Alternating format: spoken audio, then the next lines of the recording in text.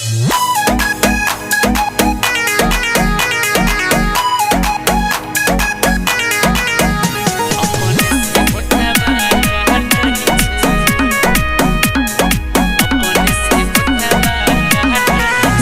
by Mantu Mani. Singing by Miss Dadila. हमारा तू गोरखी ही जान रही छे, हमारा तू गोरखी ही जान रही छे, अपन से उठावा कहत रही छे,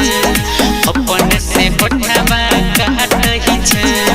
फाटल ओढ़नी के साथ रही छे, फाटल ओढ़नी के साथ रही छे, अपन से उठावा कहत रही छे, अपन से उठावा कहत रही छे, अपन से उठावा कहत रही छे। अभी आप सुन रहे हैं भुटौना से मैथिली म्यूजिक की शानदार प्रस्तुति।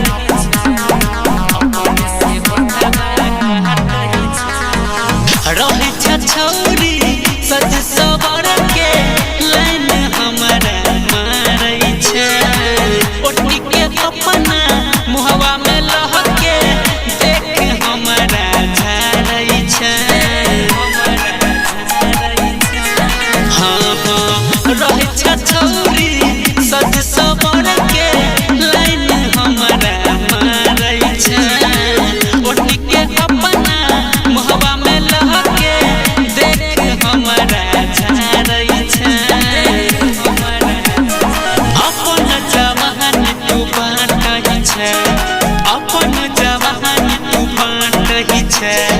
अपन से उठावा कहतही छे, अपन से उठावा कहतही छे, हमारा तू गोरखी ही जाँचही छे, हमारा तू गोरखी ही जाँचही छे, अपन से उठावा कहतही छे, अपन से उठावा कहतही छे, अपन से उठावा कहतही छे, अपन से उठावा कहतही छे, अपन से उठावा कहतही छे। दिन में 3 बेर लगा के मेकअप घूमै छ छौरी तू फूला के, कहै छौ में से सुनै के गोरखी छोड़ो जवानी भूला भूला गे, छोड़ो जवानी भूला भूला, हाँ हाँ दिन में 3 बेर लगा के मेकअप घूमै छ छौरी तू फूला के, कहै छौ चंदन सुनै के गोरखी छोड़ो जवानी भूला भूला गे, दर्द तुरके हंस के छाटल छे, दर्द तुरके हंस के छाटल छे,